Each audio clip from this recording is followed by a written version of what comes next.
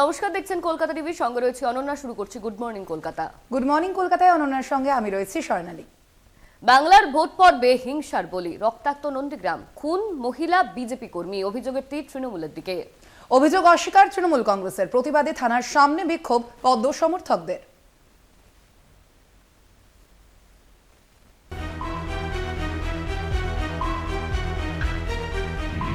অগ্নিগর্ভ নন্দীগ্রাম, হামলায় নিহত বিজেপি কর্মী, আগুন, সংঘর্ষ, পুলিশের লাঠি। ভোটের আবহে রক্তাক্ত নন্দীগ্রাম, এক বিজেপি মহিলা কর্মী খুনের ঘটনাকে কেন্দ্র করে তোলপাড় রাজ্য রাজনীতি। নিহতের নাম রথিবালা আরি। বুধবারই নন্দীগ্রামে সভা করেন অভিষেক বন্দ্যোপাধ্যায়। অভিষেকের সভার পর বেশি রাতের দিকে অশান্ত হয়ে ওঠে নন্দীগ্রাম। বিজেপির অভিযোগ, নন্দীগ্রামের সোনাচূড়ায় রাত পাহারা চলাকালীন তৃণমূলের দুষ্কৃতীরা হামলা চালায়। অতর্কিত হামলার মুখে পড়ে বিজেপি কর্মী রথিবালা আরি নিহত হন বলে বিজেপির দাবি। তারপরে শুনে আমার ঠাকুমার মাথায় করে মেরে দিচ্ছে, আমি জানি তারা মাথায় তারা শাস্তি পায়। খুনের ঘটনার পর তৃণমূলকে কাঠগড়ায় তুলে বৃহস্পতিবার দফায় দফায় অশান্ত হয়ে ওঠে নন্দীগ্রাম। এলাকায় বন্ধের ডাক দেয় বিজেপি। বিজেপি সমর্থক কর্মীদের বিক্ষোভে রণক্ষেত্র হয়ে ওঠে এলাকা। বিজেপির দাবি, ভোটে জমি হারাতে হবে বুঝতে পেরেই তৃণমূলের এই হামলা। পাল্টা বিজেপির গোষ্ঠী কোন্দলের দিকেই আঙুল তুলেছে তৃণমূল কংগ্রেস। হয়েছে যেটা, যে এখানে সোনাচূড়াতে জানে শুধু সোনাচূড়া নয়, নন্দীগ্রামের সব জায়গাতে তৃণমূল ভোকারটা হবে, তৃণমূলের একটাও কোনো লোক থাকবে না। এই জায়গায় দাঁড়িয়ে এখানে যখন যেহেতু তারা ভোট পাবে না, যেহেতু তাদের এখানে কিছু নেই, এখানে একটা রাতারাতি একটা কোনো রকম চক্রান্ত করে ভারতীয় জনতা পার্টিকে ভয় ভীতি দেখানোর উদ্দেশ্যে গতকালকে ভাইপোর যে বাণী, সেই বাণীটাকে কার্যকর করার উদ্দেশ্যে এখানে আজকে বিজেপি তারা নিজেরাই গোষ্ঠীদ্বন্দ্বে সোনাচূড়া অঞ্চলে নিজেরা গোষ্ঠীদ্বন্দ্বে এই ঘটনা ঘটেছে। তাতে আমাদের কোনো ভূমিকা নেই। আর আমরা এই ভোটের সময় বা যে কোনো সময় কাউকে মেরে ফেলে আমরা সেই রাজনীতি করি না, এটা সম্পূর্ণ মিথ্যে কথা। ক্ষোভের আগুন নন্দীগ্রামে। যুযুধান দুপক্ষের এই চাপার উত্তরের মধ্যে বিক্ষোভের ঝাঁঝ বাড়ে। রিয়াপাড়া ফাঁড়ির ভারপ্রাপ্ত আধিকারিককে সরানোর দাবি করে বিজেপি। নন্দীগ্রামের আইসিকেও ভোটের দিন সাসপেন্ড করার দাবি জানায় গেরুয়া শিবির। এরই মধ্যে মনসা বাজারে বিভিন্ন দোকানে আগুন লাগানোর অভিযোগ ওঠে বিজেপির বিরুদ্ধে। বিক্ষোভ প্রত্যাহারের পরেও ফের একবার রণক্ষেত্র হয়ে ওঠে এলাকা।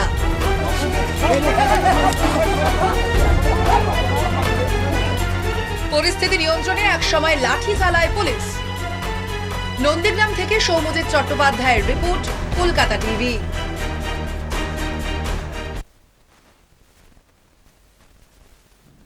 ষষ্ঠ দফার আগে উত্তপ্ত নন্দীগ্রাম, ভোটের হিংসায় বলি এক বিজেপি কর্মী। ঘটনায় অভিষেক বন্দ্যোপাধ্যায়ের বিরুদ্ধে উস্কানি দেওয়ার অভিযোগ শুভেন্দু অধিকারের বিরুদ্ধে। ভোটে হার নিশ্চিত জেনেই অশান্তি লাগানোর চেষ্টা, দাবি তৃণমূলে। সিবিআই তদন্তের দাবি শুভেন্দুর।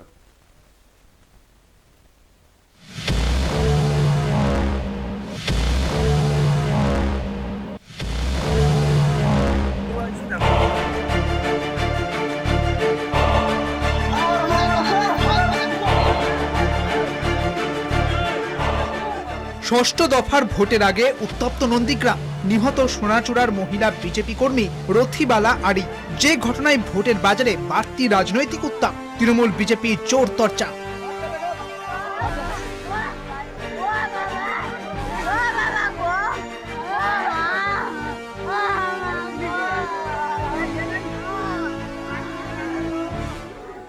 তমলুকে ভোট 25শে মে। তার আগে নন্দীগ্রামের ঘটনাকে হাতিয়ার করে তৃণমূলকে কাঠগড়ায় দাঁড় করিয়েছে বিজেপি।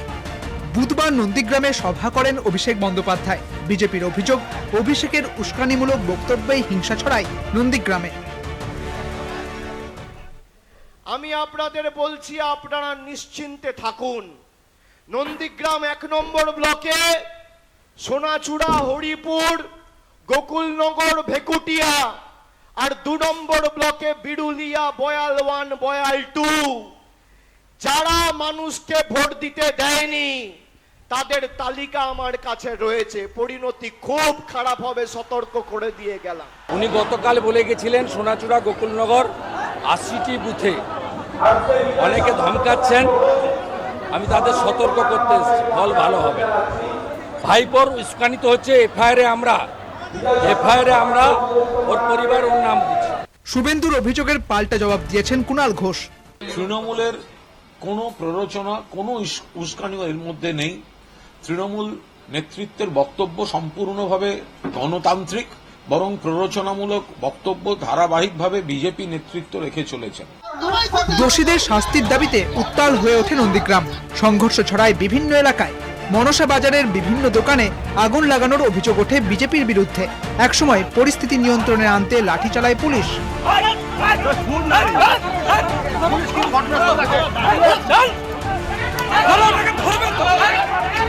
প্রশ্ন উঠেছে, এই অশান্তির নেপথ্যে কারা? তৃণমূলের দাবি হার নিশ্চিত জেনেই ষড়যন্ত্র চলছে। নন্দীগ্রামে তৃণমূল কংগ্রেসের লিড নিশ্চিত। এখন সেই জায়গাটায় অশান্তি তৈরি করার জন্য, ঘোলা জলে মাছ ধরার জন্য কেউ বা কারা পরিকল্পিত চক্রান্তে কোনো দুর্ভাগ্যজনক ঘটনা ঘটালো কিনা, এর পেছনে কোনো চক্রান্ত বা ষড়যন্ত্র আছে কিনা, সেটাও নিশ্চয়ই তদন্তকারীরা খতিয়ে দেখবে। নন্দীগ্রাম থানার বাইরে বিক্ষোভ দেখান শুভেন্দু অধিকারী সহ বিজেপির কর্মী সমর্থকেরা। সঠিক তদন্ত না হলে মৃতার মেয়েকে সঙ্গে নিয়ে সুপ্রিম কোর্টে যাওয়ার হুঁশিয়ারি বিরোধী দলনেতার। সিবিআই তদন্তেরও দাবি জানায় বিজেপি। আমি এখানে আসার আগে হসপিটালে গেছি, একজনের চোখ নষ্ট হয়েছে, তাকে কলকাতা পাঠানোর ব্যবস্থা করেছি। থানায় গেছি, এফআইআর এর নাম্বার দেয়নি, আমি এফআইআর এর নাম্বার বসে থেকে নিয়ে এসছি। 436 নম্বর এফআইআর, খুনের মামলা 302। তারপরে যদি কিছু না করেন, আমি রথিবালা আড়ির মেয়েকে দিয়ে উচ্চ আদালতে যাব সিবিআইর তদন্তের দাবিতে। ঘটনার নিরপেক্ষ তদন্তের দাবি জানিয়েছে বিজেপি। নন্দীগ্রামে বিজেপি কর্মী খুনের ঘটনায় অ্যাকশন টেকেন রিপোর্ট তলব করে নির্বাচন কমিশন। কলকাতা টিভি।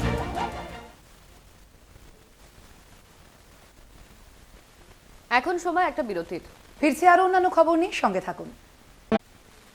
বিজেপি কর্মীর খুনের ঘটনায় বৃহস্পতিবার দিনভর উত্তপ্ত নন্দীগ্রামের বিজেপি বিধায়ক এবং রাজ্যের বিরোধী দলনেতা শুভেন্দু অধিকারীর অভিযোগ, অভিষেক বন্দ্যোপাধ্যায়ের উস্কানিতেই খুন করা হয়েছে বিজেপির মহিলা কর্মীকে।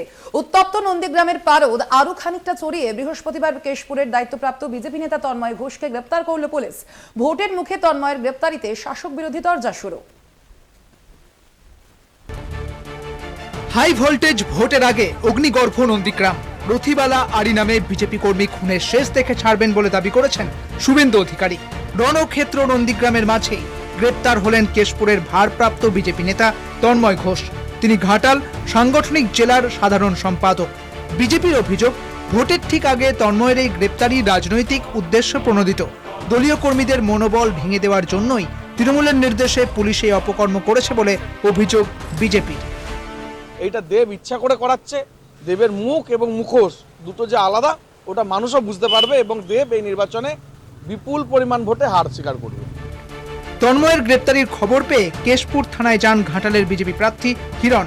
দেখুন, এই কথাটা আমি 2 থেকে আড়াই বছর ধরে বলে আসছিলাম যে এই মানুষটির মুখ এবং মুখোশ পুরোপুরি আলাদা। এই মানুষটি যা বলেন তার ঠিক উল্টোটা করেন। ইনি বলেছিলেন যে এনামুল হককে তিনি নাকি চেনেন না, এনামুল হক কে তিনি জানেন না, টাকা নেওয়া তো দূরের কথা। এবং আমাকে ওপেন চ্যালেঞ্জ করেছিলেন আপনাদের সবার সামনে যে যদি আমি প্রমাণ করতে পারি যে উনি টাকা নিয়েছেন এনামুল হকের কাছ থেকে, তাহলে উনি সিনেমা ছেড়ে দেবেন, আর যদি প্রমাণ করতে না পারি তাহলে আমাকে রাজনীতি ছাড়তে হবে। আজকে উনি বলুন উনি কি করবেন। কেন গ্রেপ্তার হলেন তন্ময় ঘোষ? কোনো কারণ দেখাতে পারেনি পুলিশ, দাবি বিজেপি। কেশপুর থানার ওসি এবং পশ্চিম মেদিনীপুরের পুলিশ সুপারকে একাধিকবার ফোন করলেও তাঁরা ফোন ধরেননি বলে অভিযোগ। এর আগে মঙ্গলবার বেশি রাতে তন্ময়ের মেদিনীপুরের বাড়িতে হানা দিয়েছিল পুলিশ। তল্লাশি চালানো হয় ঘাটালের বিজেপি প্রার্থী হিরণ চট্টোপাধ্যায়ের আপ্তসহায়ক তমগ্নদের বাড়িতেও। সৌমেন মিশ্র নামে বিজেপির আরেক নেতার বাড়িতেও হাজির হয়েছিল পুলিশ। বিজেপির জেলা সভাপতি তন্ময় দাসের অভিযোগ, তৃণমূলের পায়ের তলার মাটি সরে গেছে, তাদের ভরসা এখন পুলিশ। তাই তৃণমূলের নির্দেশেই পুলিশ কেশপুর ঘাটাল জুড়ে ভোটের আগে তাণ্ডব চালাচ্ছে। ঘাটাল থেকে প্রসূন মুখোপাধ্যায়ের রিপোর্ট, কলকাতা টিভি।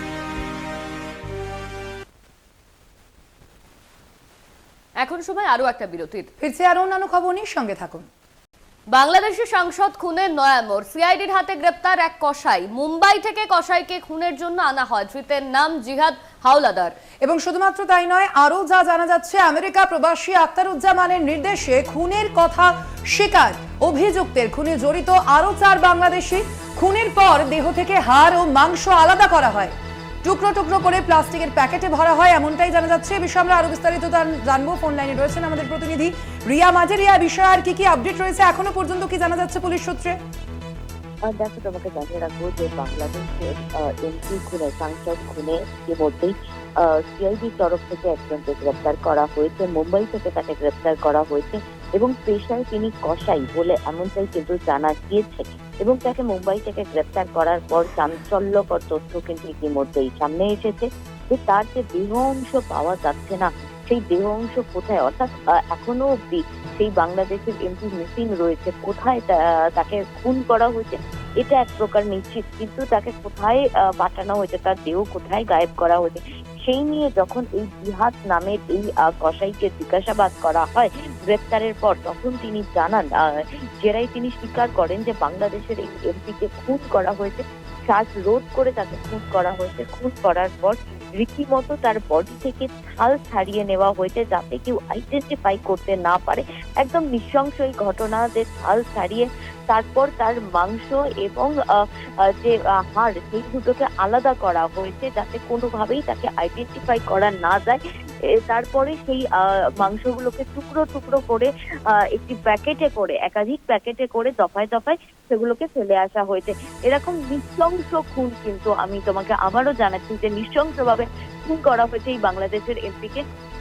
তবে সিআইডি সূত্রে যেমনটা জানা যাচ্ছে যে এই যে জিহাদ নামে এই ব্যক্তি যাকে মুম্বাই থেকে গ্রেপ্তার করেছে, ইনিও কিন্তু বাংলাদেশেরই বাসিন্দা, কিন্তু সে ইনলিগাল ভাবে মুম্বাইতে ছিল বলে এমনটাই জানা গিয়েছে। এবং একই সঙ্গে তোমাকে জানাবো যে আখতারুজ্জামান এবং তার সঙ্গে আরো 4 বাংলাদেশি, তারা কিন্তু এখনো অব্দি, যাদেরকে ইতিমধ্যেই 3 জনকে গ্রেপ্তার করেছে বাংলাদেশে, এবং 2 জন আখতারুজ্জামান এবং আরো একজন মহিলা, যেখানে আখতারুজ্জামানের খুব ঘনিষ্ঠ বলে জানা যাচ্ছে। এই 2 জন যাদেরকে ঢুকতে দেখা গিয়েছিল নিউ টাউনের ওই ফ্ল্যাটে, এই 2 জন কিন্তু এখনো অব্দি তারা ফেরার রয়েছে।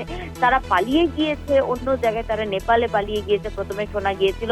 তারপর এখন যেটা জানা যাচ্ছে যে আমেরিকায় পালিয়ে যেতে পারে এই 2 জন, এই আখতারুজ্জামান এবং তার ঘনিষ্ঠ সেই মহিলা বলে এমনটাই জানা যাচ্ছে ইতিমধ্যেই। তবে এই যে দেহ অংশ কোথায় ফেলা হয়েছে, দেহ কেটে কেটে কোথায় ফেলা হয়েছে, সেই বিষয়টা কিন্তু ইতিমধ্যে খতিয়ে দেখা হচ্ছে। একদমই। আপাতত ধন্যবাদ তোমায়। আমরা কথা বললাম, আমাদের সঙ্গে ফোন লাইনে ছিলেন প্রতিনিধি রিয়া মাঝি।